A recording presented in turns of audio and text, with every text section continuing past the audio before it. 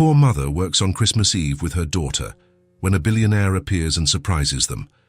Christmas Eve arrived cold and silent.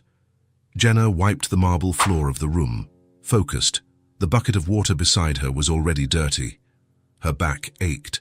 Her hands were red from scrubbing.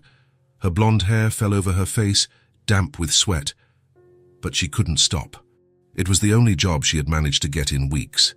If she did it well, maybe the company would call her again. Maybe January would be less difficult. Maybe. Daisy sat in the corner of the room, drawing on a crumpled paper. The 5-year-old girl was tiny, too skinny for her age, blonde like her mother with clear blue eyes that sparkled even when she was tired. She wore a thin, worn-out coat, but she didn't complain about the cold.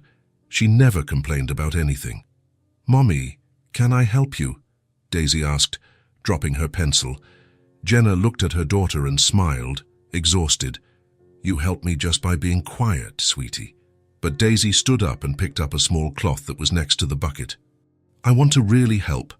Jenna felt a pang in her heart. A 5-year-old child shouldn't be working on Christmas Eve. She should be home, opening presents, playing. But their life wasn't like that. "Okay," Jenna said quietly. "You can clean over there, right next to the door. But be careful, all right?" Daisy smiled, a small, proud smile, and started wiping the wall with all the seriousness in the world. They worked in silence, mother and daughter, side by side. The house around them was huge, luxurious, and completely empty. It looked like a museum. Everything was in place. Everything shone. The furniture was modern and expensive, the walls white, the floor gleaming. But there was no life. There were no pictures. There was no clutter. There was nothing to suggest that anyone actually lived there. Jenna finished the room and picked up the bucket. She went to the kitchen to change the water. She stopped at the dining room doorway and froze. The table was set. A large ungolden roast turkey, still steaming, potatoes au gratin with melted cheese on top, dark gravy in a porcelain bowl, fresh bread rolls, green salad, crystal goblets, fabric napkins perfectly folded, everything prepared for only one person, one plate, one fork, one glass. Jenna stood still, staring. Who eats Christmas dinner alone at a table this big? Daisy appeared behind her, curious, holding the damp cloth. "Mommy, what are you looking at?" Before Jenna could answer, the girl saw it and ran. "Daisy, don't go near." But the girl was already next to the table, her eyes wide, shining with wonder. So much yummy food, her stomach rumbled, loudly. In the silence of the house, the sound echoed. Jenna heard it, and felt a pain in her chest that almost knocked her to the floor. They had eaten stale bread for breakfast, that was all. Nothing for lunch, and there wouldn't be anything when they got home. Daisy couldn't take her eyes off the food. Her small hands gripped the edge of the table. She looked at her mother, then at the food again, then at the empty house around them. And then, with the brutal innocence of a child who doesn't understand shame, she spoke loudly. "Can we stay with you?" Jenna froze. "Daisy, come here right now." But the girl continued, pointing at the food. "There's nothing at home." The silence that followed was heavy and suffocating. Jenna felt her face burn. Shame arrived like fire. Her hands trembled. Her eyes stung. She wanted to disappear. "Daisy, come here, now." Her voice came out harsh, low, broken. The girl lowered her head. "Sorry, Mommy." Jenna took a deep breath. It wasn't her daughter's fault. She was just a child, a hungry child. "Come on, sweetie. Let's finish the job." She took Daisy's hand and was about to pull her back when she heard a voice behind her. "You can stay." Jenna turned, startled.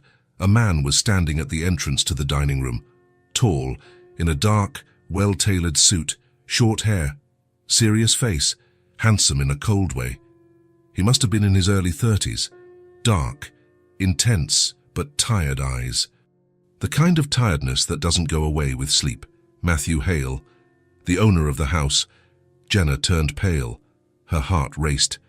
"Mr. Hale, I didn't know you were home. I'm so sorry." He raised his hand, cutting off her apologies. It's fine. His voice was calm and deep. I came back early today. He looked at the table, at the dinner prepared for no one, at Daisy hiding behind her mother, and then he said simply, I was going to eat alone anyway. Jenna blinked, confused. Sir, Matthew took a step forward. You can stay for a little while, have dinner with me. Mr. Hale, we can't accept. You can. He looked at Daisy. Do you like potatoes? Daisy peeked at him, then at the table, and nodded slowly, shyly. Matthew went to the cupboard, got 2 plates and started serving. Golden potatoes, a piece of turkey, warm bread, salad. He did it all in silence, as if it were the most natural thing. He placed the plates on the table and pulled out 2 chairs. Sit down. Jenna was paralyzed. She couldn't believe it, couldn't speak. But Daisy had already emerged from behind her and rushed to the chair, excited. Matthew served a plate for himself and sat at the other end of the table. Jenna, still in shock, slowly sat down next to her daughter. Dinner began in silence.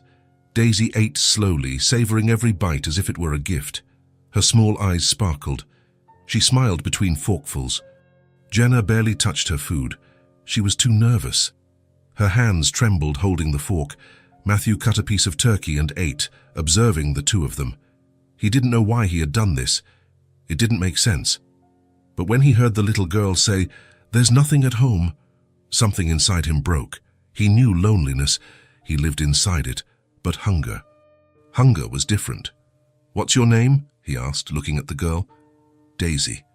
Daisy, Matthew repeated. Pretty name. She smiled, shyly. And do you like to draw? I saw you with paper earlier. Very much, Daisy brightened up. I draw flowers and houses and big trees. She draws very well, Jenna said quietly. Matthew nodded. Then looked at Jenna. And you, how long have you been doing cleaning work? Jenna swallowed hard. About 3 years. Is it hard? She gave a tired smile. Sometimes. But it's what I have. Matthew didn't answer. He just kept looking. There was something about her, the way she cared for her daughter, the dignity she carried even when she had nothing. He respected that. The dinner continued more lightly. Daisy talked about her drawings. Matthew asked which flowers she liked best. Jenna relaxed a little, allowing herself to smile. It was strange, but it was good. For the first time in years, Matthew's table wasn't empty. And for the first time in months, Daisy laughed while eating. When they finished, Daisy wiped her mouth with her hand and looked around. She saw the folded cloth napkins on the table. She picked one up and tried to fold it the same way. It came out crooked, crumpled, but she placed it carefully next to Matthew's plate. Thank you, she said, her voice sweet. You are very kind. Matthew stared at the napkin, small, imperfect, made with pure affection. Something inside him, something that had been buried for years, and began to stir. He picked up the napkin and put it in his suit jacket pocket. Jenna stood up, still disbelieving. Her eyes were glistening. Mr. Hale, I don't know how to thank you. Seriously, thank you. Matthew stood up too. He looked at Daisy, who smiled at him with those clear, innocent eyes, and then he said, Merry Christmas. Jenna took her daughter's hand and left, too emotional to speak. Matthew remained alone in the dining room.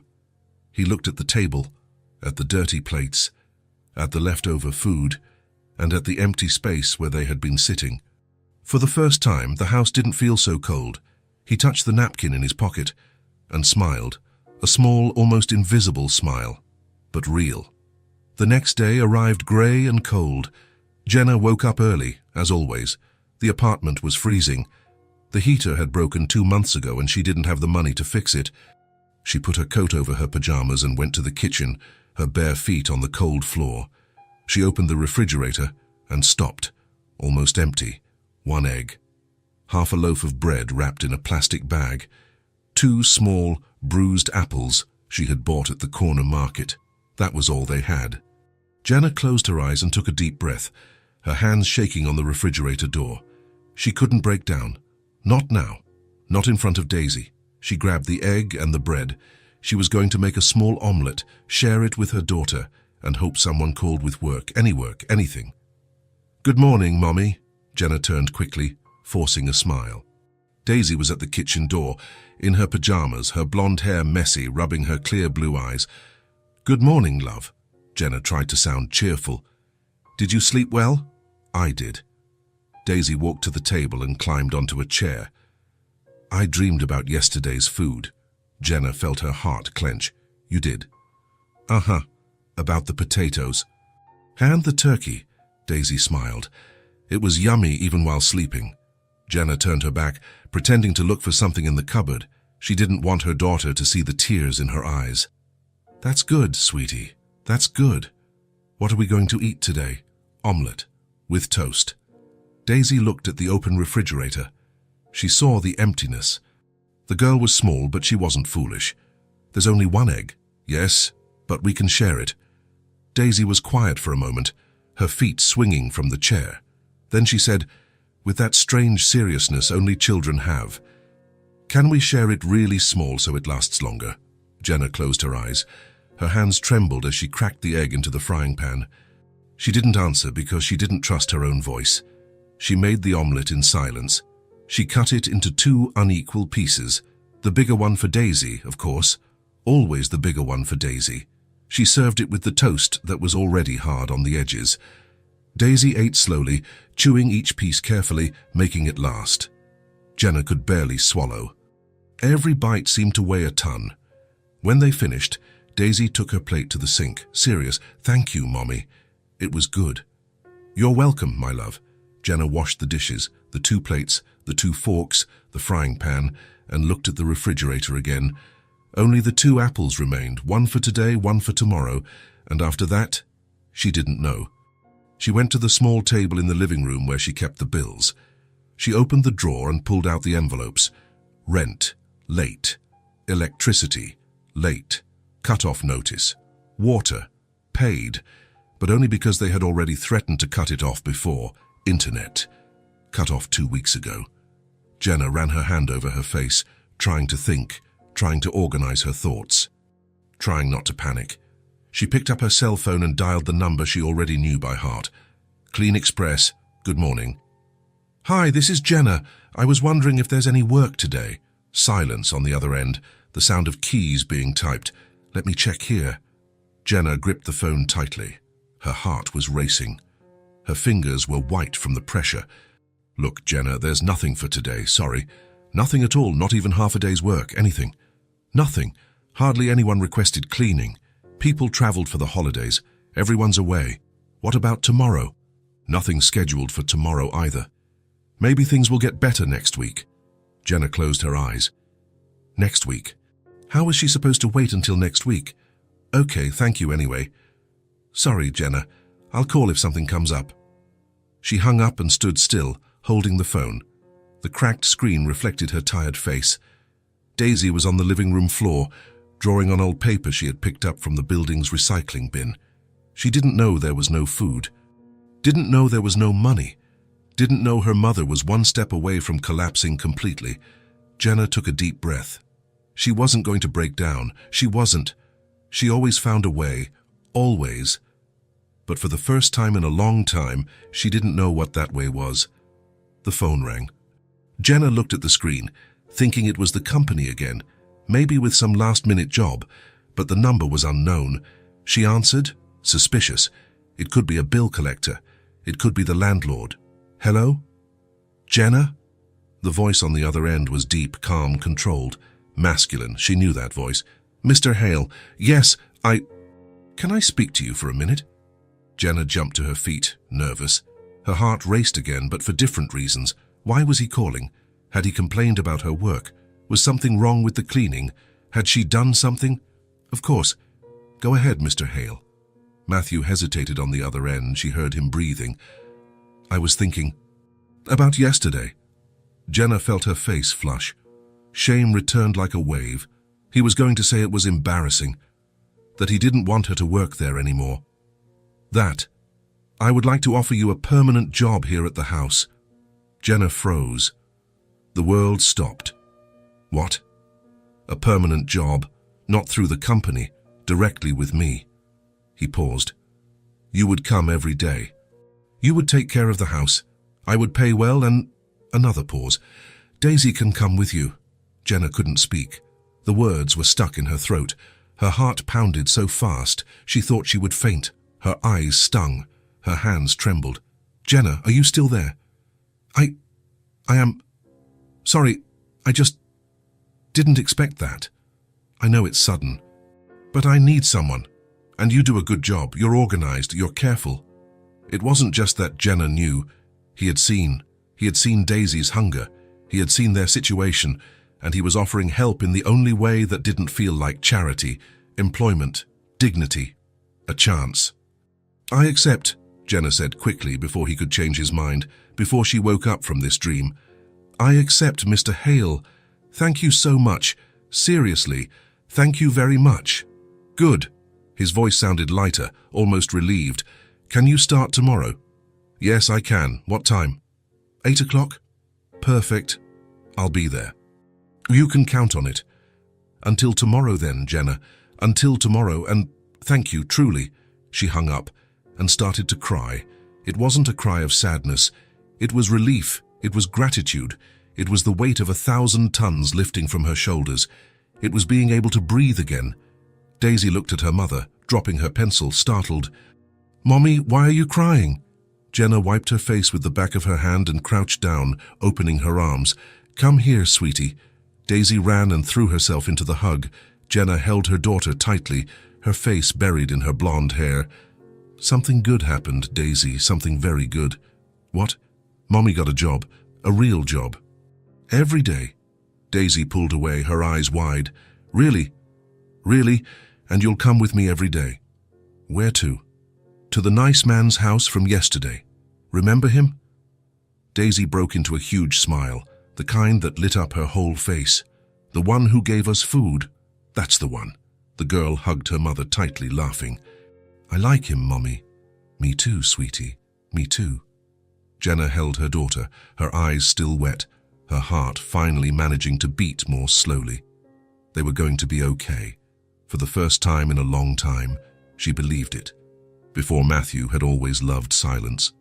Since childhood, he preferred to be alone. He read, he studied, he thought. When his parents died in a car accident, he was 23 studying engineering, Matthew shut down completely. He inherited his father's construction company, small at the time, and plunged into work. He worked 16 hours a day, every day, weekends, holidays, Christmas. He built buildings, made fortunes, expanded, and forgot what it was like to have someone around. He had a few girlfriends over the years. They didn't last long. They complained that he wasn't present, that he was cold, that he lived for his work. And it was true. Matthew didn't know how to be any other way. The big, empty house was perfect for him. Silent, organized, predictable, no noise, no voices. No interruptions. It was all he knew. It was all he thought he needed. Silence was comfort, solitude, routine. He didn't miss anything, or at least he thought he didn't, until yesterday. Until he saw a 5-year-old girl smiling at him with a crooked napkin in her hand. Until he saw a mother trying to hide her daughter's hunger with dignity. Until he realized his house was a tomb. Beautiful, expensive, impeccable, but dead. Matthew couldn't explain why he had called Jenna. It didn't make rational sense. He didn't need a permanent maid. He could continue hiring the company. He could continue living alone as he always had. But when he woke up that morning, the house was too silent, too heavy, too empty. And he found himself thinking about Daisy's laugh, the way she had folded the napkin, the sparkle in her eyes when she ate. So he picked up the phone and called, without thinking too much, because if he thought about it, he wouldn't call. Now Jenna started the next day. She arrived at 8 on the dot, with Daisy by her side, both holding hands. Both had bathed and put on the best clothes they had, which weren't much, but they were clean and neat. Matthew opened the door and gave a nod. Good morning. Good morning, Mr. Hale, Jenna said nervously, her hands gripping her purse strap. You can call me Matthew. She blinked, surprised. Are you sure? I am. Mr. Hale was my father. Daisy took a step forward and waved shyly. "Hi, Mr. Matthew." Matthew looked at the girl and almost smiled. Almost, "Hi, Daisy. Did you sleep well?" "I did. I dreamed about the potatoes." He blinked, confused. "About the potatoes?" "Uh-huh. They were very yummy." This time, Matthew smiled. A small but real smile. "Saz, that's good." He showed Jenna the house, explained what needed to be done, where things were kept, how he liked it done, but without pressure, without demands. "If you need anything, just let me know," he said. "And Daisy can stay wherever she likes. You don't need to hide her. The house is big. There's plenty of space." Jenna looked at her daughter and felt a lump in her throat. "Thank you, Matthew." He nodded and went up to the office on the second floor, and that's where everything changed. Jenna began to clean. She mopped the floor, organized the living room, cleaned the window panes, arranged cushions, dusted. Daisy stayed in the living room, drawing on the floor, surrounded by papers Matthew had left for her. But it wasn't silence that filled the house. It was life. The sound of the cloth on the floor, the water running in the sink, Jenna humming softly as she worked, old songs her mother used to sing, and Daisy. Daisy talking to herself as she drew, Daisy asking about colors, Daisy laughing at something only she understood, Daisy singing along with her mother, off-key and happy. Matthew was in the office, trying to focus on work. He had online meetings, reports to review, contracts to sign, but he heard everything, every little laugh, every soft step on the floor below, every childish question floating up the stairs. "So, Mummy, can I draw a big house?" "You can, sweetie." "And a giant tree?" "You can. And a dog, and a cat, and little birds." "You can draw anything you want, Daisy." Matthew stopped typing. He tilted his head, listening, concentrating on those sounds that shouldn't mean anything, but they did, and he noticed something strange, almost disturbing. He was smiling. It wasn't a big smile. It was small, almost imperceptible, but it was there, tugging at the corners of his mouth. He got up and went to the office door. He opened it slowly, took a peek down the stairs. Daisy was on the living room floor, surrounded by colored papers. She drew intently, her tongue sticking out, her blonde hair falling on her face. She mumbled to herself, telling a story only she knew. Jenna was in the kitchen, cleaning, humming softly. The house was alive. Matthew went back to the office, but couldn't concentrate. Because for the first time in years, he didn't want silence. He wanted to hear more. The days passed like this. Jenna came every morning, brought Daisy, cleaned, organized, took care of the house as if it were her own, and little by little, the house transformed, not in appearance. It was already perfect, but in atmosphere, in energy, in feeling. It had life now. Daisy drew everywhere. Matthew found papers all over the house, colorful flowers, crooked houses, giant trees with strange birds. He didn't throw them away.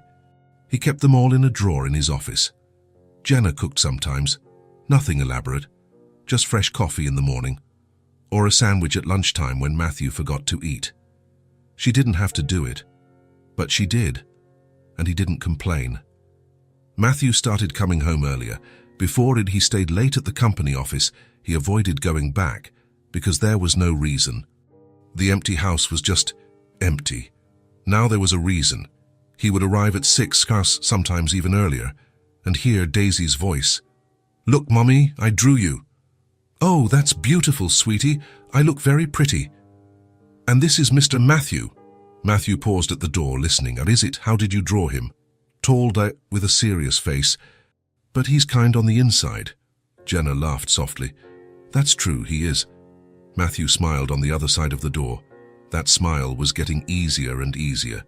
One day, he arrived and found Daisy on the couch, sleeping, a drawing book open on her lap, the marker still in her hand.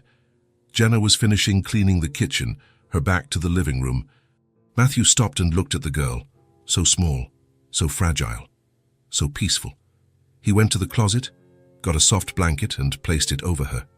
Slowly, carefully. Daisy moved a little, mumbled something, but didn't wake up. Matthew stood there for a moment, just watching, observing her tranquil face, her soft breathing, and he felt something strange in his chest. Something warm, something good, something he couldn't name. Jenna appeared at the kitchen door and saw the scene. Her eyes sparkled, wet. "Thank you," she said quietly. Matthew just nodded, but when he returned to the office, he leaned against the closed door and took a deep breath. The house was no longer a tomb, it was a home. And he didn't know exactly when it had happened, on what day, at what moment, but he knew he didn't want it to stop. Ever again. Matthew was in the office when he heard Daisy's voice coming from the living room. "Mommy, look at that truck." He got up from his chair, curious, and went to the window. He looked down. A cement truck was driving down the street, huge, noisy, with the drum slowly turning. Daisy had her face pressed against the living room window, her eyes wide with wonder. "It's a big truck, sweetie," Jenna said, cleaning the shelf nearby. "But what is it doing?" "Carrying heavy things." "What things?" Jenna hesitated. She didn't know exactly. "Cement, I think. But why does that thing keep spinning? So it doesn't stop." Matthew slowly walked down the stairs. He stopped at the living room door, leaning against the frame. "It's a concrete mixer truck," he said. Daisy turned quickly, surprised. Jenna looked over too. "Mixer truck," the girl repeated, trying to pronounce it right. "That's right, it carries concrete." Daisy tilted her head, confused. "What is concrete?" Matthew walked to the window and knelt beside her, getting down to the girl's eye level. "It's like a paste, grey, wet. They put it inside that drum that keeps spinning." "And why does it spin?" "Because if it stops, the concrete hardens. It turns into rock." Daisy's eyes sparkled. "Turns into rock?" "It does. That's why it needs to keep spinning until it reaches the right place." "And what is it used for?" "To make buildings, houses, bridges, roads." Daisy was silent for a moment, processing. Then she asked curiously, "Do you know these trucks?" Matthew nodded. "I do. I work with them." "Really? Really?" Daisy smiled, excited. "Do you drive them?" Matthew let out a low laugh, a real laugh. "No, but I see them working almost every day." "That must be so cool. It's interesting." Jenna stood near the shelf, the cleaning cloth forgotten in her hand. She watched the scene with a pleasant tightness in her chest. Matthew was crouched down, talking to Daisy as if it were the most natural thing in the world, explaining patiently, smiling, truly smiling. She had never seen him like that. In the following days, Daisy started asking more questions, lots of questions. Matthew was having coffee one morning when she appeared in the kitchen with a paper in her hand. "Mr. Matthew, can I show you something?" He lowered his cup. "Of course." It was a drawing of a building, crooked, disproportionate, but clearly a building. "It's a giant building, with lots of windows." "It turned out very well," he said, sincerely. "How many floors does it have?" Daisy counted on her fingers, looking at the drawing. "About 6. 6 floors is a good size." She sat in the chair next to him, swinging her legs that didn't reach the floor. "How do you build a real building?" Matthew took a sip of coffee, thinking about how to explain it simply. "First, you dig a hole in the ground." "A hole?" "Yes. Very deep. Big." "What for?" "To put the foundation in." Daisy frowned. "What's that?" "It's the base, the groundwork. It's what holds the whole building up. It has to be very strong." "Oh." She nodded, thoughtfully. "And then?" "Then you raise the columns, the beams. You make the skeleton of the building." "Like a body's skeleton?" Matthew smiled. "Yes, something like that. The skeleton holds everything up, with that cement that hardens, with concrete and steel, the two together. And how long does it take?" "It takes a while, months, sometimes years, depending on the size." "Wow, years." "Yes, building is slow. You have to do everything right or it falls down." Daisy was impressed, her eyes wide. "Have you ever seen a building fall down?" "No, because we do everything right." She smiled, satisfied with the answer. Matthew realized he was smiling too. A small but genuine smile. He couldn't remember the last time he had explained these things to someone with such patience.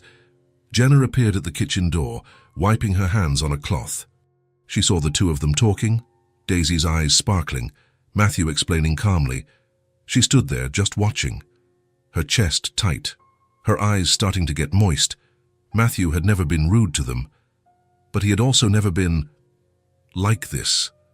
So open, so present, so kind. Another day, Daisy was drawing in the living room when Matthew walked past carrying some papers.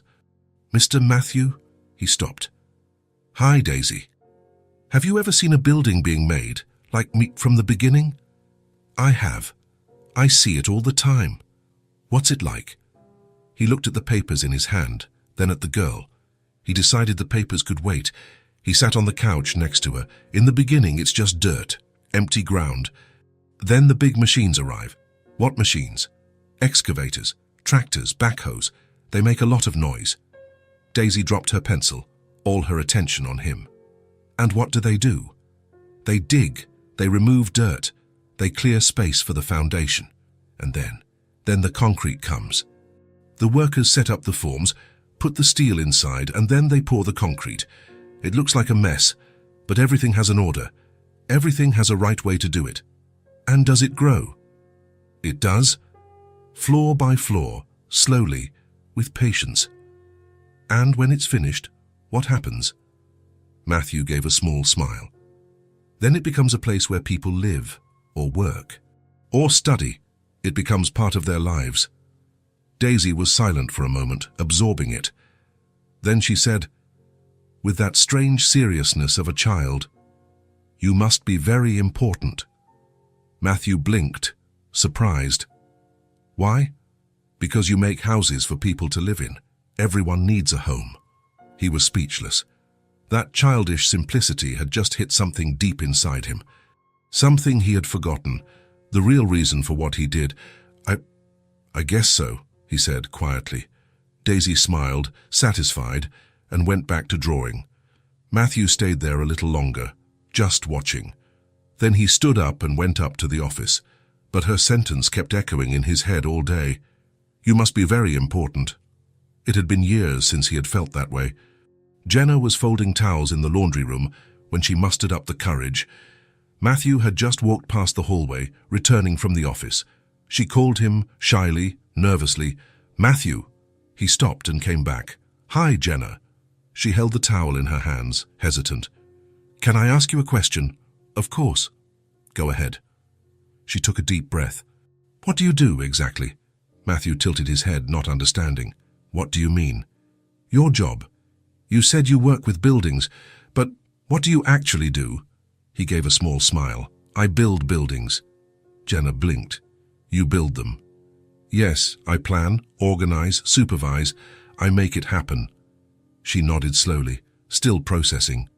She imagined he was an engineer, perhaps, someone important in the field, but she didn't want to ask more. She didn't want to be intrusive.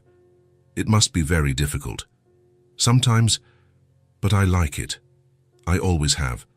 Daisy loves hearing you talk about it. She comes home and tells me everything you explained." Matthew looked at her, serious, but with softer eyes.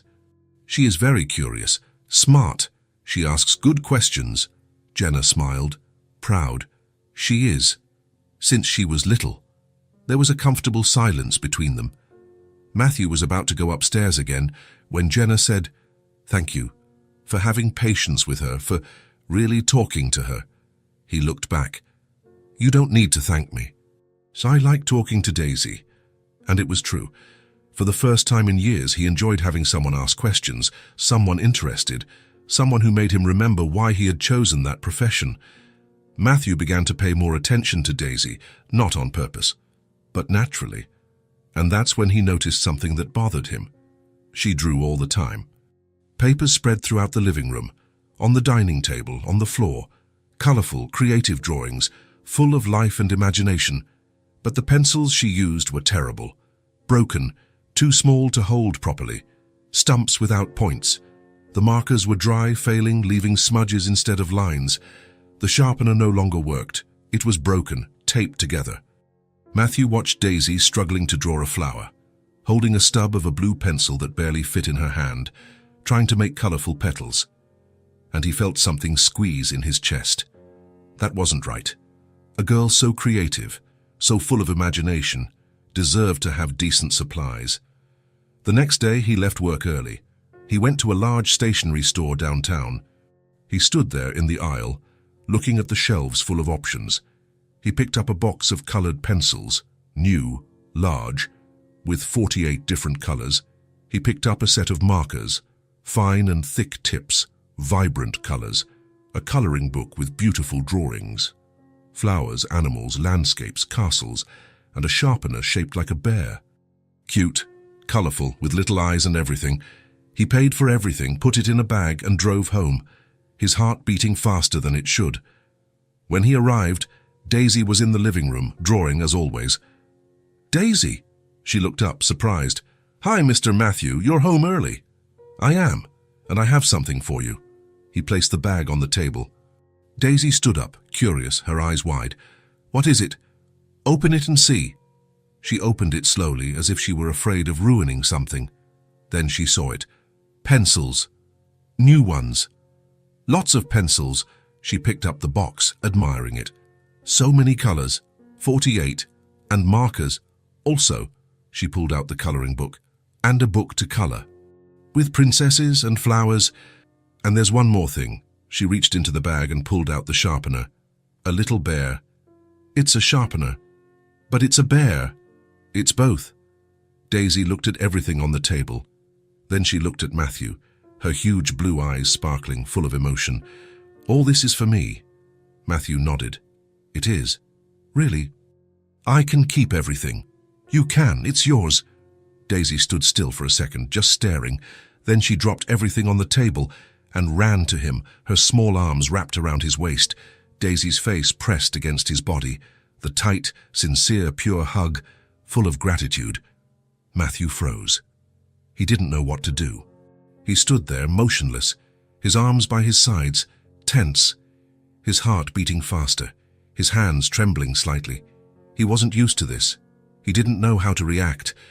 But then, slowly, carefully, he raised his hands and returned the hug. It was strange, it was uncomfortable, but it was good, incredibly good.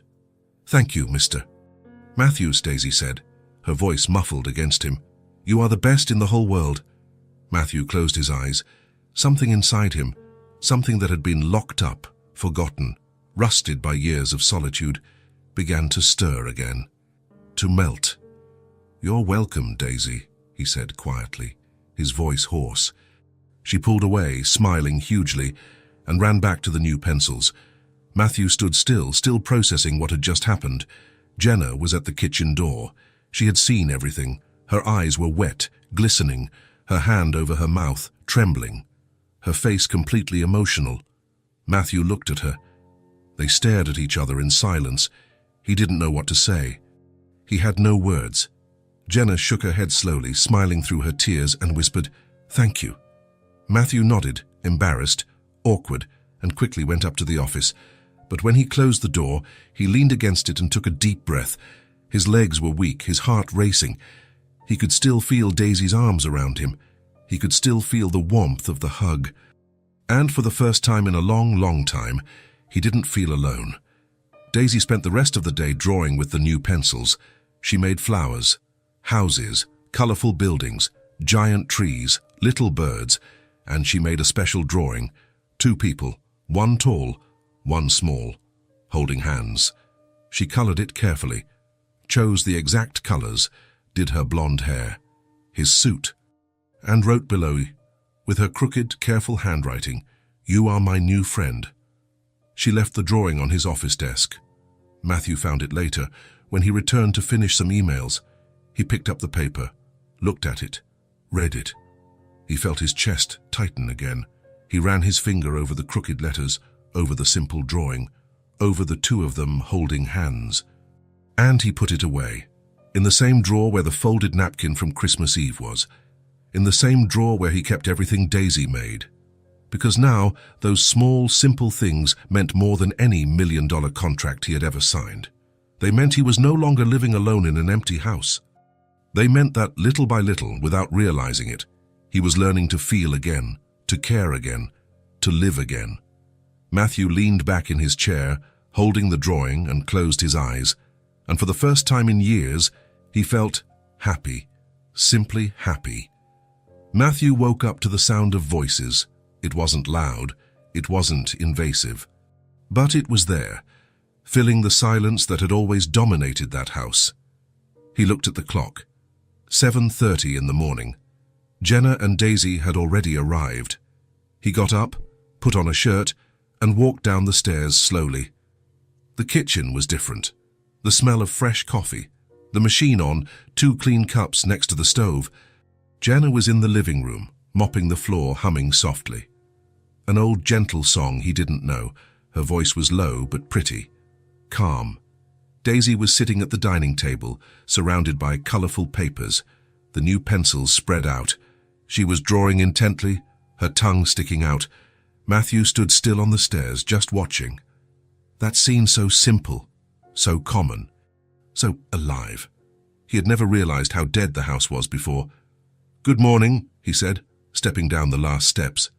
Jenna turned, surprised, but smiling. "Good morning, Matthew. Sorry if we woke you up." "You didn't. I was going to get up anyway. I made coffee. It's still warm. Thank you." Daisy looked up and waved with a handful of ink. "Good morning, Mr. Matthew. Look how many drawings I've made already." He walked to the table. There were at least 5 papers, flowers, houses, a cat, a butterfly. "Did you wake up drawing?" "Uh-huh. I like to draw in the morning. The colors are prettier." Matthew smiled. "They are." He poured the coffee and sat down in the kitchen. From there he could hear everything. Jenna humming as she cleaned. Daisy mumbling to herself, telling stories to the drawings. The sound of the pencils scratching the paper. Jenna's soft steps on the marble floor. Matthew closed his eyes for a moment, just listening. It was strange, but it was good. Very good. The days continued to pass like this. Matthew started noticing the details. Children's drawings scattered around the house, on the dining table, on the kitchen counter, on the couch, on the entrance sideboard, once, even on his office desk. He didn't complain. He didn't throw them away. He gathered everything and put it in a box he had set aside just for that. Jenna's voice filling the empty rooms.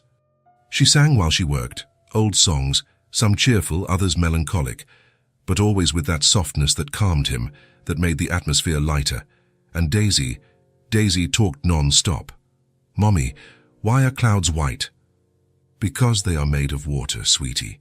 But water is transparent." "It is. But when a lot of tiny water gathers in the sky, it turns white." "Oh, and why does it rain?"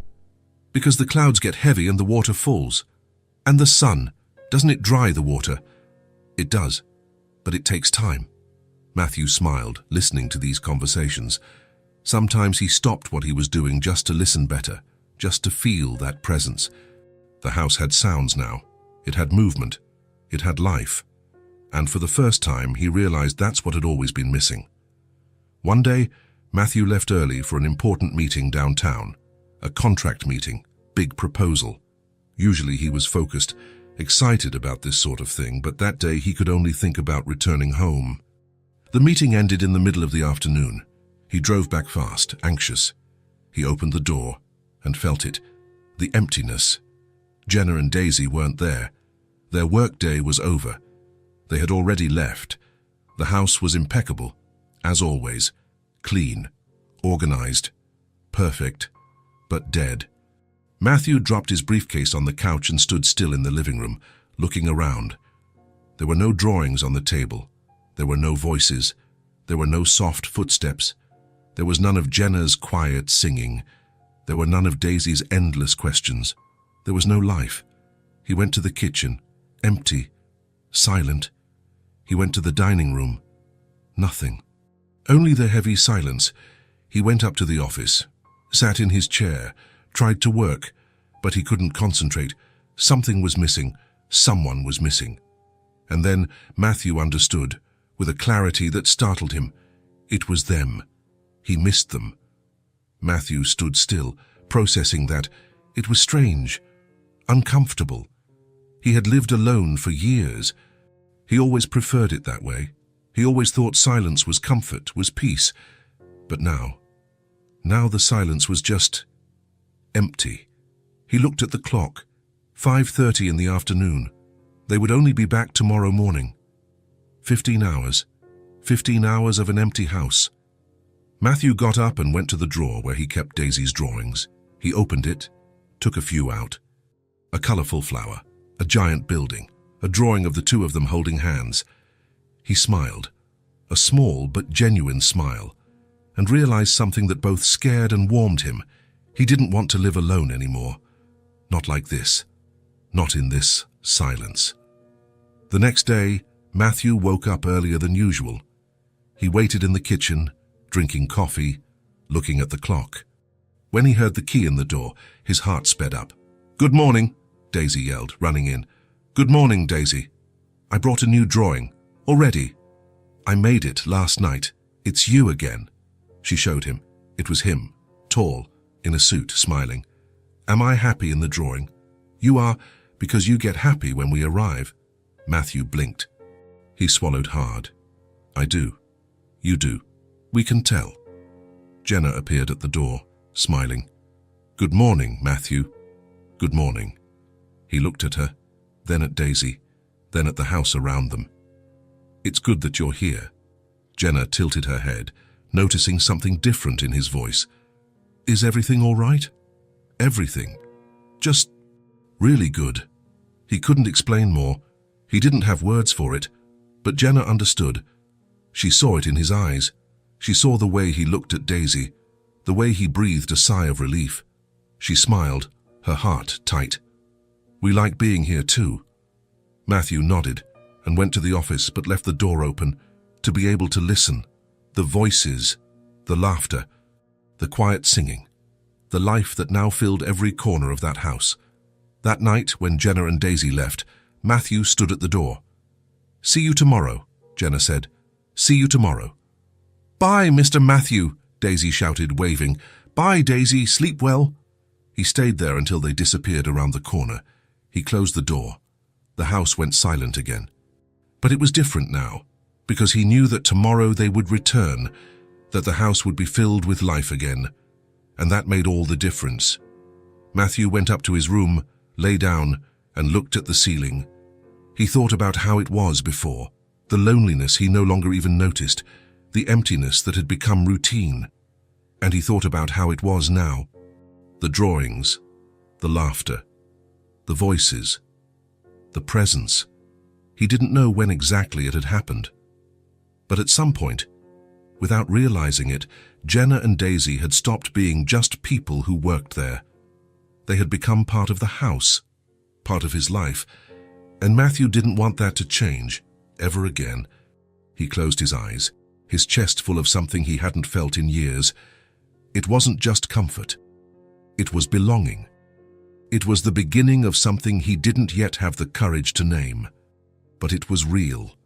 And for the first time in a long time, Matthew slept peacefully, knowing that tomorrow the house would be alive again, knowing that he was no longer alone.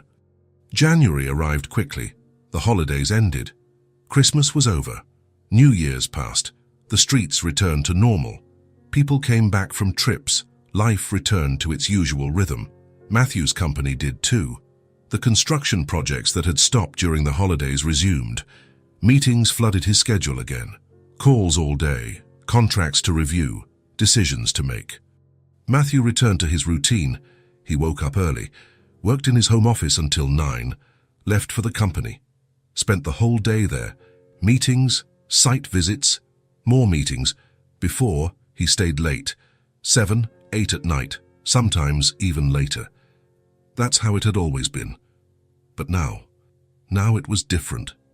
In the first week of January, Matthew left the company at 6 in the evening. The project manager blinked, surprised. "Leaving already?" "I am."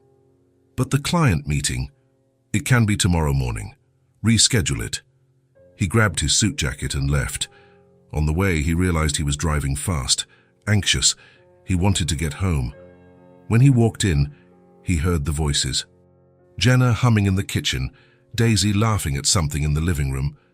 Matthew stopped at the door, just listening. He took a deep breath and smiled. "Hi, Mr. Matthew." Daisy appeared running. "You're home early." "I am." "Do you want to see my new drawing?" "I do." She pulled him by the hand to the table. She showed him a drawing of a garden full of colorful flowers. "It's beautiful," he said. "I'm going to make one for you too, of a giant building." "I would love that." Jenna appeared at the kitchen door, surprised to see him. "Matthew, is something wrong?" "No, I just finished early today." "Oh, would you like dinner? There's some leftover food I made." "You don't have to, But his stomach rumbled. Jenna laughed softly. "Come on, I'll warm it up." Matthew sat at the table while she prepared.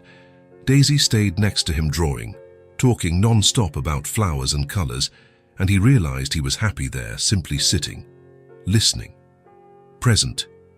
The next day, he left at 6 again. And the day after too. And the day after that, it became routine. Matthew started coming home earlier every day without exception. The company employees found it strange. Before, the boss was the last to leave. Now, he left on time. "Is everything all right, boss?" the engineer asked. "It's great.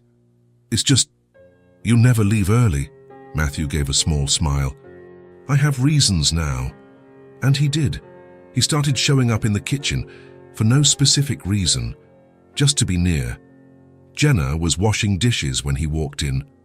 "Do you need something?" she asked. "No, just came to get water." But he already had a bottle in the office. She noticed. She smiled but didn't say anything. Matthew grabbed a glass, filled it slowly, drank it slowly, stood there leaning against the counter. "How was your day?" he asked. "Quiet. I cleaned the living room, organized the office. Daisy drew all day. She never gets tired of drawing." "No, since you gave her the pencils, she hasn't stopped." Matthew smiled. "That's good." Comfortable silence. Jenna returned to washing dishes. He stayed there, just watching, the way she worked, calm, careful, how she hummed softly. He liked it, being close, not being alone. After a few minutes, he said, "Thank you." Jenna turned. "For what?" "For taking care of the house. For being here." She blinked, surprised. Her eyes sparkled. "You're welcome, Matthew. We like being here." He nodded and went up to the office, but he came back half an hour later just to get more water. Jenna smiled. He did too. Matthew started asking about the drawings. Every time he saw Daisy drawing, he stopped. "What are you making there?" "A castle. Big, huge, with towers and everything. And who lives in it?" "A princess. And a nice dragon." "A nice dragon." "Yes, he protects the castle." Matthew sat next to her. "And what does this dragon look like?" "Green, with big wings, and he breathes fire, but only to scare away bad guys." "Smart." Daisy smiled and continued drawing. Matthew stayed there, just watching. Sometimes he offered suggestions, sometimes he just listened. And he realized that those moments were the best part of his day. He started looking at the house differently. Before, he saw walls, furniture, empty spaces. Now he saw life, drawings on the table, pencils scattered, the blanket Daisy used when she dozed off on the couch, Jenna's coffee mug always in the same spot on the counter. Life. Small signs that this house was no longer a museum.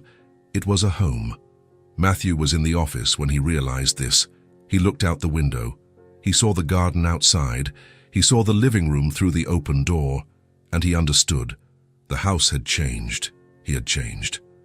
One Saturday morning, Daisy was playing in the living room when she stopped and looked around. "How you know what I think, Mr. Matthew?" He was reading a report on the couch. He lowered the papers. "What?" "Your house is happy when we come." Matthew blinked. "The house is happy." "It is. It smiles." "Houses don't smile, Daisy." "This one does. I can see it. She went back to drawing as if she had stated the most obvious thing in the world. Matthew stood still, looking at her. Then he looked at the house, at the drawings, at the colors, at the life that now filled everything. "Your house is happy when we come." He carried that phrase with him all day, while working in the office, while eating lunch, while talking to Jenna in the kitchen. The phrase echoed in his head, and he realized that Daisy was right. The house didn't smile, but he did. Every time they arrived, every time he heard their voices, every time he saw the drawings scattered around, he smiled, because for the first time in years, the house wasn't just a place where he slept, it was a place where he lived truly. That night, after Jenna and Daisy had left, Matthew stood alone in the living room. He picked up one of the drawings Daisy had left. It was the house, with flowers in front, and 3 windows drawn as if they were eyes and a mouth. The house was smiling in the drawing. Matthew ran his finger over the paper. "Your house is happy when we come." He put the drawing away with the others, went up to his room, lay down, and thought. He thought about how it was before, the constant loneliness, the silence, the emptiness, and he thought about how it was now, the voices, the laughter, the presence. He didn't want to go back to how it was before, ever again. Matthew closed his eyes, Daisy's phrase still echoing. And he realized something simple, yet profound. It wasn't just the house that was happy when they arrived. It was him. He was happy, and he no longer wanted to live without that happiness, without that life, without them. The afternoon started normally. Jenna was cleaning the living room. Daisy was drawing at the dining table, humming softly. Matthew was working in the office, but with the door open, listening to the sounds of the house. Then the sky darkened. Too quickly, Matthew looked out the window. Heavy, dark clouds forming. The wind started blowing hard, shaking the trees in the garden. A thunderclap echoed, loud, frightening. Daisy stopped drawing. "Mommy, it's okay, sweetie." Another thunderclap, louder, closer. Daisy dropped the pencil and ran to Jenna. "Mommy, I'm scared." Jenna dropped the cloth and hugged her daughter. "Calm down, it's just noise." But the rain started. Heavy, violent, hitting the windows as if trying to get in. Matthew rushed down the stairs. He saw Daisy clinging to her mother, trembling. "Is everything all right here?" Jenna looked at him, worried. "It is. She just got scared." Another thunderclap. Daisy flinched. "I want to go home," she said, tearfully. Jenna looked out the window. The rain was torrential now, lightning slicing through the sky, thunder shaking the walls. "We need to go, Matthew," she said nervously. "Sorry, but no." He took a step forward. "Don't go out now. It's dangerous. But we live far away, if the rain gets worse." "All the more reason. Stay here until it passes." Jenna hesitated. She looked at her daughter, at the storm outside, at Matthew. "I don't want to be a bother." He shook his head. "You are not a bother." He paused, took a deep breath. "Please stay. I enjoy your company." The silence that followed was different from the others. Jenna looked at him, really looked. She saw something in his eyes she had never seen before, vulnerability. "Are you sure?" she asked quietly. "I am." Another thunderclap. Daisy held on tighter to her mother. Jenna nodded. "Okay, we'll stay until it passes." Matthew breathed a sigh of relief. "I'll prepare something for us to eat." The rain kept falling. Matthew went to the kitchen and opened the refrigerator. He had chicken, vegetables, pasta. He wasn't an excellent cook, but he knew the basics. He started preparing dinner, grilled the chicken, sautéed the vegetables, cooked the pasta. Jenna appeared at the door with Daisy still clinging to her. "Do you need help?" "No, you can stay with her." "Matthew, I can—" "I know, but today I'll do it. You two rest." Jenna stood there, watching. Seeing Matthew cook was strange, but it was good. Daisy finally let go of her mother and went to the window, watching the rain from afar. "That's a lot of water," she said. "It is," Matthew agreed, "but it's safe inside here." "Is your house strong?" "Very strong. Nothing gets in here." Daisy seemed to calm down a bit. Half an hour later, dinner was ready. Matthew set the table. He put out 3 plates, 3 glasses, cutlery, napkins. He lit a candle in the center of the table. Not because the power was out, but because it looked nice. "You can come," he called. Jenna came with Daisy. She stopped when she saw the set table. "Matthew, sit down." They sat. Matthew served. Grilled chicken, vegetables, pasta with simple sauce. Daisy tasted it and smiled. It's yummy. Thank you. You can cook." "I know the basics." Jenna ate slowly, observing everything, the table, the candle, Matthew across from her, Daisy next to her, calmer now. It felt like a family. The word came before she could stop it, and it hurt. It hurt because it wasn't true. It hurt because it could never be. But it felt like it. They ate in silence for a few minutes.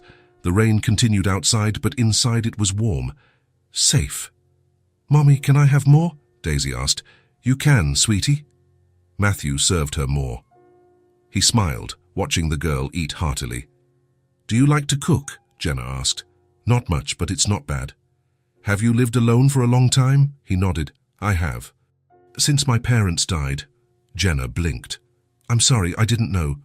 "It's okay. It was a long time ago." "How old were you?" 23. "Wow, so young." Matthew gave a small, sad smile. "I was. But life goes on, right? It had to go on. And you never met someone. Married." He shook his head. "I dated a few times, but it never worked out. I worked too much. I didn't know how to be present. And now," he looked at her directly in the eyes, "now I'm learning." Jenna felt her face heat up. She looked away. "Daisy, don't play with your food, sweetie." The girl was stacking pieces of vegetables on her fork. "Sorry," Matthew smiled. "She can play. Today she can." After dinner, they stayed in the living room. Daisy lay down on the couch, tired. Jenna covered her with a blanket. The girl closed her eyes and fell asleep quickly. Matthew and Jenna sat in the armchairs, facing each other. The rain was still falling, calmer now. "Thank you," Jenna said quietly, "for letting us stay, for everything. You don't need to thank me." She looked at Daisy sleeping, then at him. "You've been so kind to us. I don't know how to truly thank you." "You don't have to thank me, He stopped, searching for words. "I needed you here as much as you needed to be here." Jenna felt her eyes sting. "I never expected to meet someone like you. Like me. Kind. Patient. Who cares?" She took a deep breath. "After my husband died, I thought the world was just bad people. People who don't care." Matthew remained silent. "Waiting," Jenna continued, her voice trembling slightly. "He was a good man, hard worker, did everything for me and Daisy." She wiped away a tear. "But the company he worked for, they didn't care. They didn't care about him." "What company was it?" Jenna looked at him. "Hale Construction." Matthew felt the floor disappear beneath his feet. His heart stopped. The air grew heavy. "What?" His voice came out hoarse. "Hale Construction. It's a big construction company. He worked there as a laborer." Matthew couldn't speak. He could only listen. Jenna continued, her eyes distant, lost in memories. "He was pressured all the time, impossible targets. He had to finish projects quickly, always quickly. He worked overtime every day, came home late, tired, exhausted." She wiped away another tear. "I told him to rest, to talk to his boss, but he was afraid of losing his job. We needed the money. So he endured it." Matthew felt his throat closing up, his chest tightening. He couldn't breathe properly. He was stressed all the time, slept badly, ate badly. I watched him wasting away, but I didn't know how to help. Jenna closed her eyes. Until one day, he had a heart attack on the construction site, in the middle of work. Silence. When I got the call at the hospital, he had already died when he arrived. Her voice broke. The company said it was a fatality, that they couldn't do anything, that it wasn't their fault. She looked at Matthew, her eyes red. They didn't help at all. Nothing. Not with the funeral, not with money, nothing. I was left alone with a baby. no money, nothing. Matthew was motionless, frozen, guilt crushing him in a way he had never felt. It was his company, the pressure was his fault, the targets were his, the death was his fault. I'm so sorry, he managed to say, his voice breaking. Jenna wiped her face. It's not your fault, Matthew. You have nothing to do with it. Sometimes I need to talk about him, so I don't forget. But it was his fault. Everything was his fault. Jenna looked at him, noticing the heavy silence. Sorry, I shouldn't have said anything. I made things awkward. No, you can talk. He couldn't continue. Jenna interpreted the silence as discomfort, as if she had said too much, as if she had crossed a line. I think the rain has stopped, she said, getting up. We can go. Jenna, thank you for dinner and for letting us stay. She went to Daisy and gently woke her up. Come on, sweetie, let's go home. Jenna, wait. But she was already at the door gathering her things. Daisy, sleepy, held her mother's hand. A good night, Matthew. And they left. The door closed. Matthew was left alone in the living room, motionless, in shock, guilt consuming him alive. He didn't sleep that night. He sat in the office, staring at the wall, thinking about Jenna's husband, the man who died working for him, thinking about the targets, the pressure, the overtime, everything he had built, everything he had created. It had killed a man and left a woman alone, with a child. Jenna, Daisy. God, Daisy. Matthew put his head in his hands, and for the first time in years, he cried. The next day, Jenna arrived later than normal. Matthew was in the kitchen waiting. Good morning, she said, formally, distant. Good morning. Heavy silence. Daisy went to drawer in the living room, sensing the tension. Jenna stood still, holding her purse. Matthew, I need to say something. He looked at her, his heart heavy. Say it. She took a deep breath. I think it's best if I don't work here anymore. The words were like a punch. What? Why? I said too much yesterday. I made things awkward. And I don't want it to be uncomfortable for you. Jenna, it wasn't. It was. I saw it. You got quiet. I crossed a line. So it's better this way. No, wait, please. But she was already turning away. I'll finish the week, to give you time to find someone else. Jenna, sorry, Matthew. And she went to the living room to start working. Matthew was left alone in the kitchen, the world crumbling around him. He had lost. He had lost before he even realized how much they meant. And it was all his fault. It always had been. Matthew couldn't work for the next few days. He couldn't sleep properly, couldn't eat, couldn't think about anything else. Jenna's husband's story was destroying him inside. He lay in the dark, hearing her words echoing. He was pressured all the time. Impossible targets. Worked overtime every day. Had a heart attack on the construction site. The company said it was a fatality. The guilt was suffocating, heavy, unbearable. He had built that system. He had created that pressure. He had killed a man, and he had destroyed a family. Jenna, Daisy.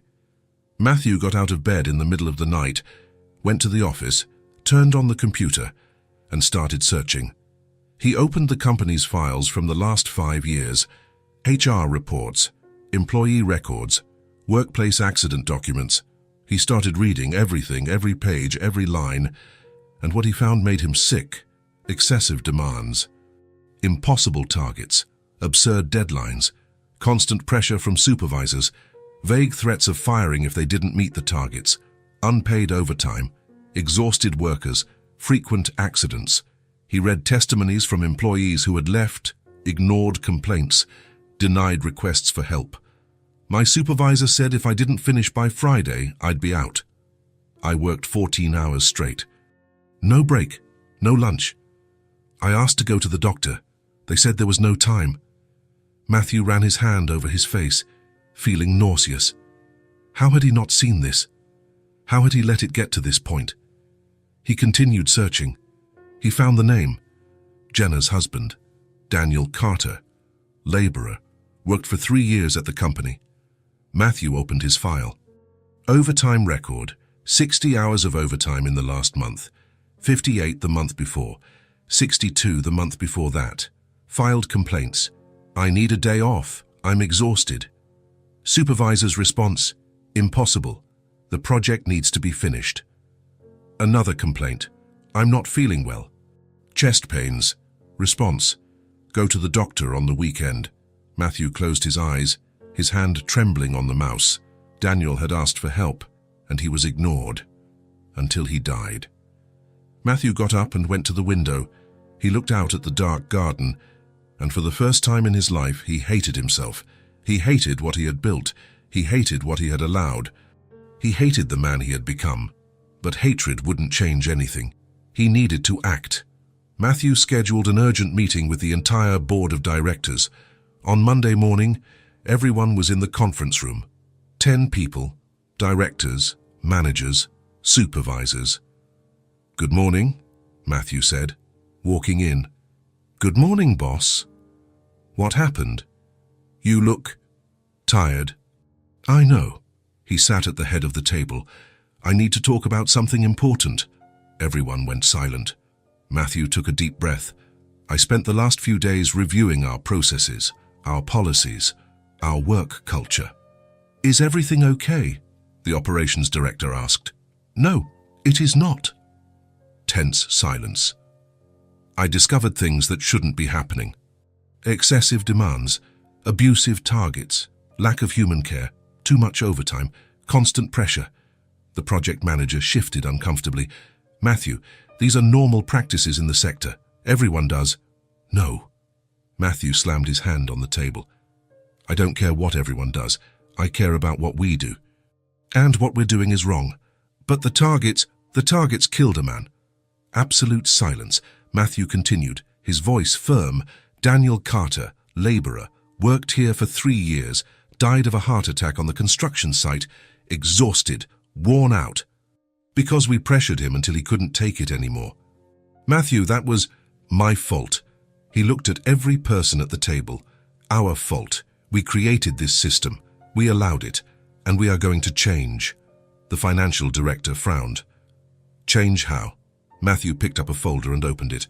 I made a list of immediate changes. He began to read. Workload limit. No one works more than 44 hours a week. No mandatory overtime. If needed, it's voluntary and paid double. Matthew, this will delay. I don't care. Next. He read the next item. Medical and psychological support. We will hire an occupational health team. Doctors, psychologists, available to all employees. Free. This will cost.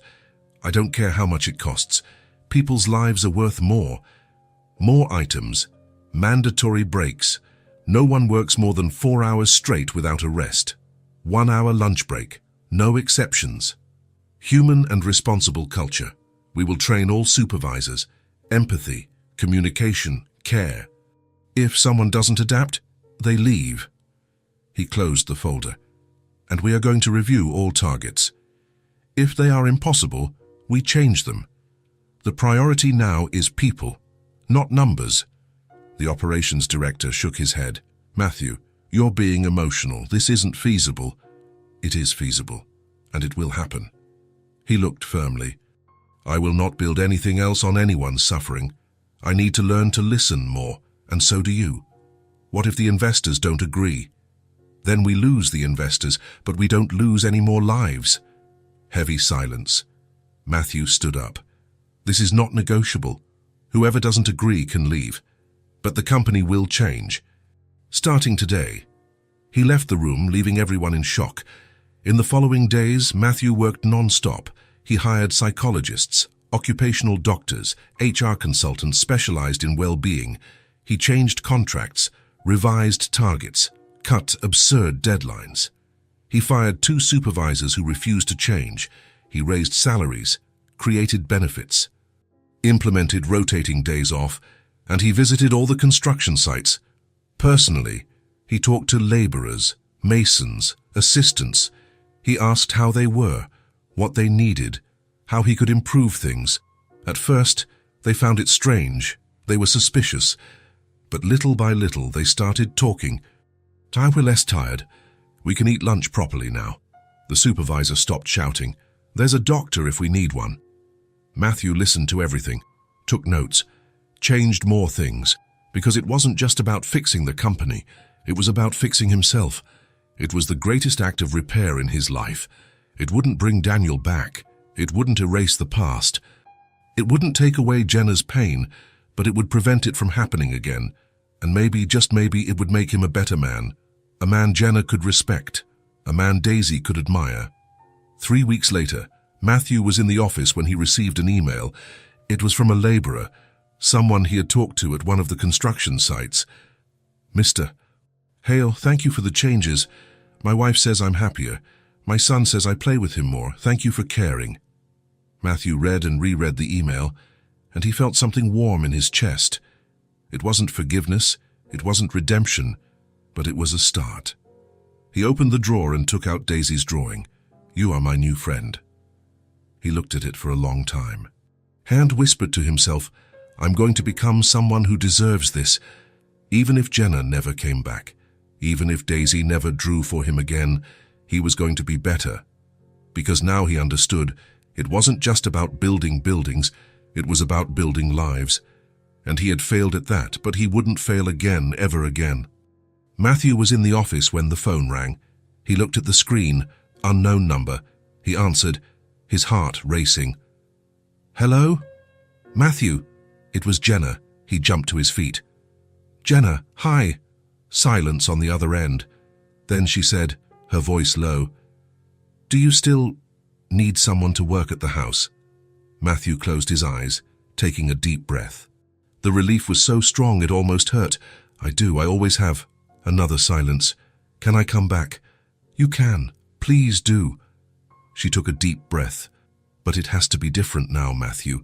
Professional, respectful, without me talking too much, without crossing lines. Jenna, I need the job, but I need boundaries. To protect myself and Daisy. He swallowed hard. All right, the way you want it. Then I'll come back tomorrow. Tomorrow, at 8. See you tomorrow, Matthew. She hung up. Matthew held the phone, his heart beating fast. She was coming back. He had one more chance. Jenna arrived the next day punctually. Daisy came along, quieter than usual. Good morning, Jenna said formally. Good morning. I'll start with the living room. Of course. She went to work. Matthew stood there, wanting to say something, but he didn't know how. Daisy sat at the table, drawing in silence, not talking, not asking questions, not smiling. Matthew felt his heart clench. He had broken something. And he didn't know if he could fix it. The first few days were tense. Jenna worked in silence, professional, distant, polite, but cold. Matthew respected it. He didn't pressure her. He didn't try to force conversation, but he watched. He saw how she avoided looking him in the eyes, how she left the kitchen when he entered, how she kept her distance.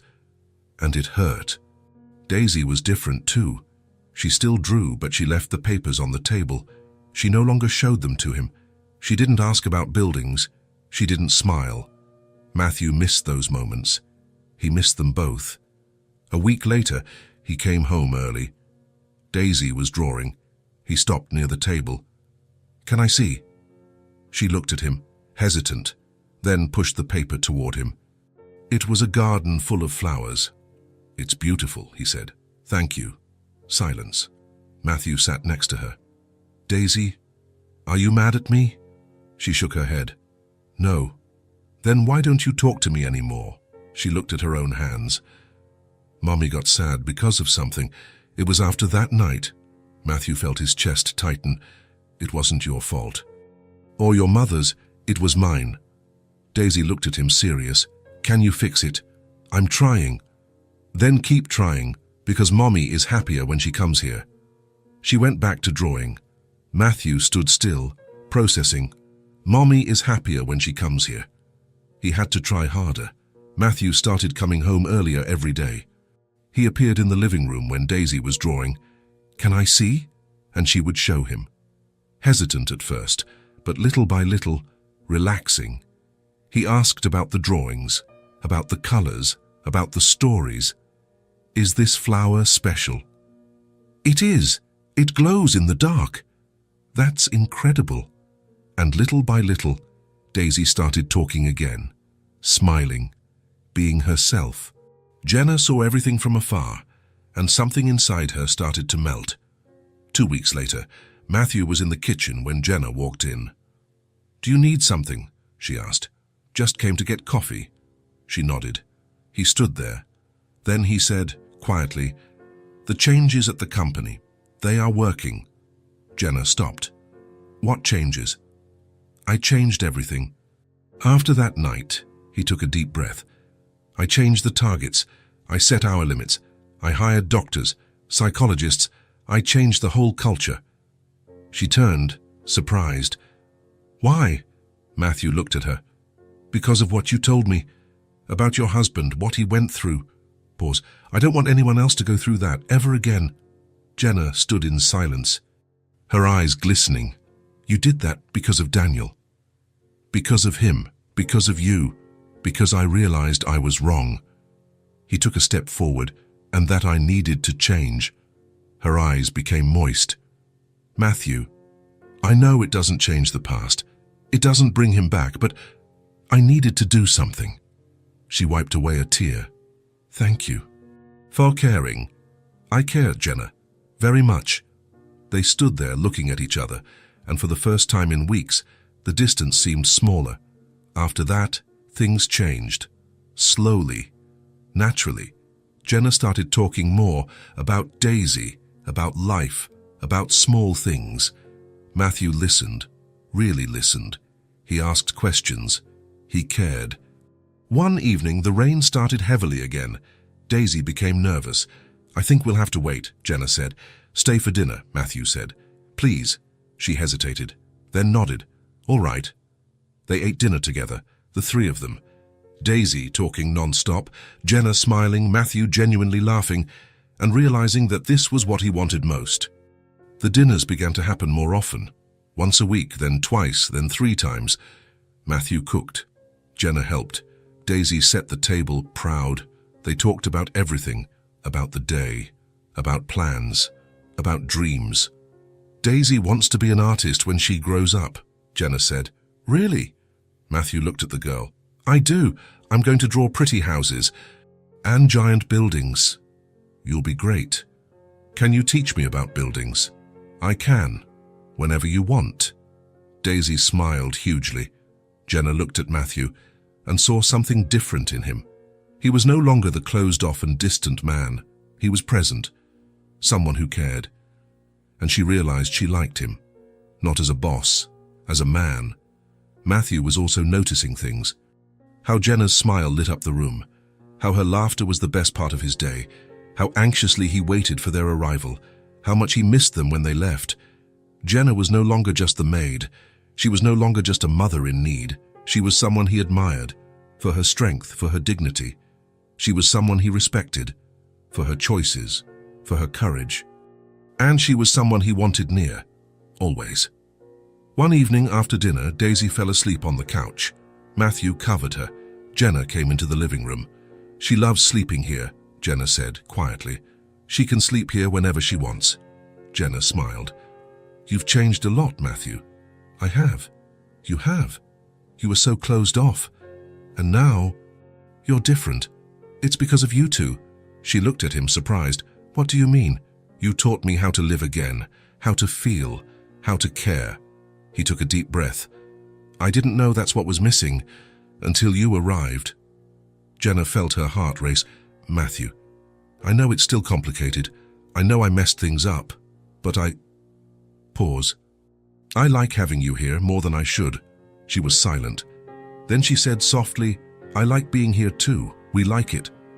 They stood there, looking at each other, and Matthew realized that something had changed. It was no longer boss and employee.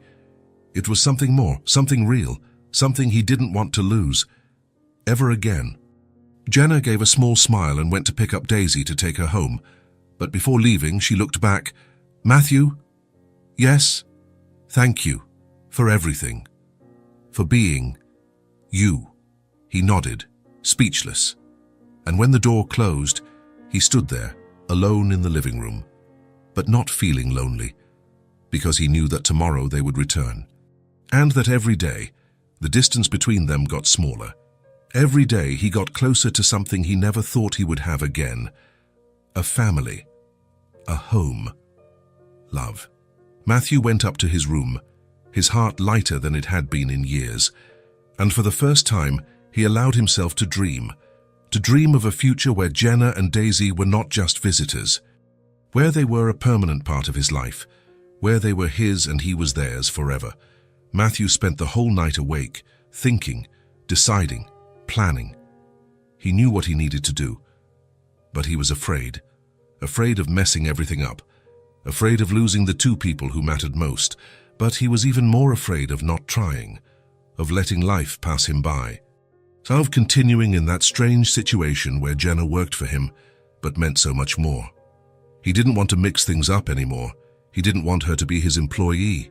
He wanted her to be free and his.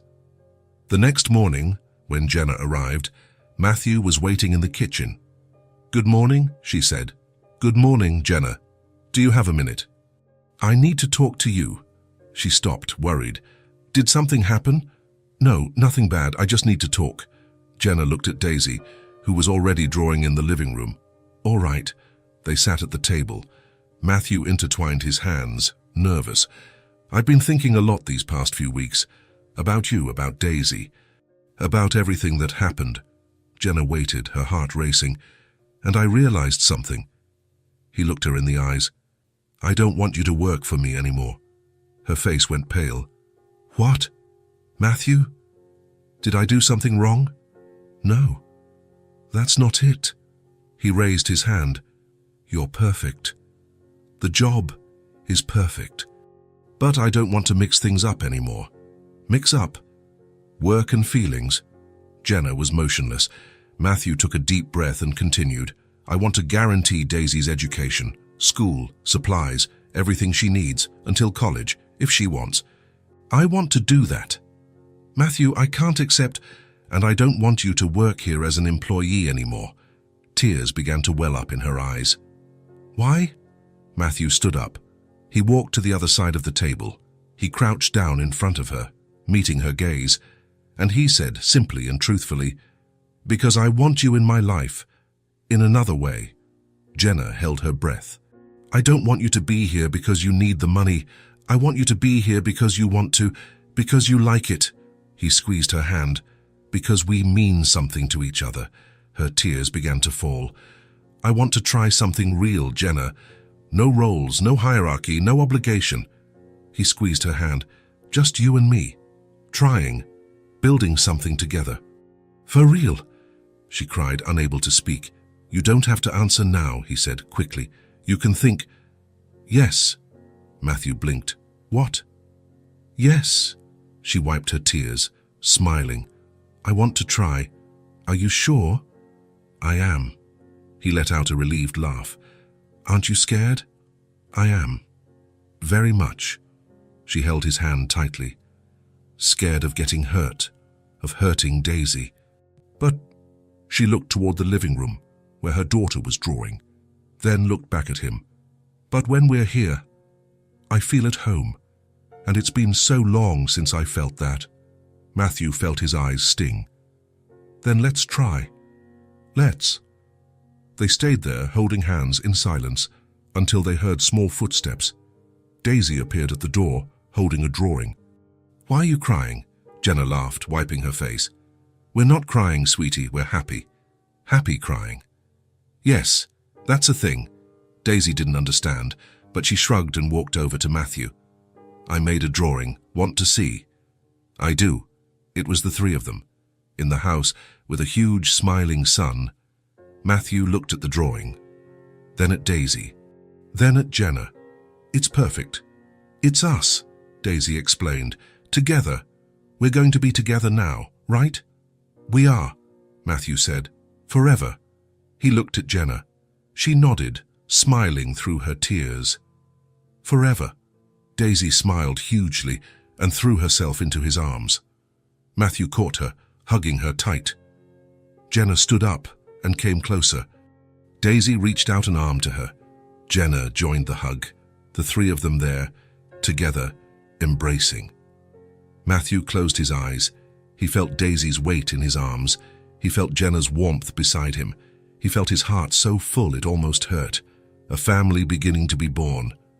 Slowly, in the right time, in the right way.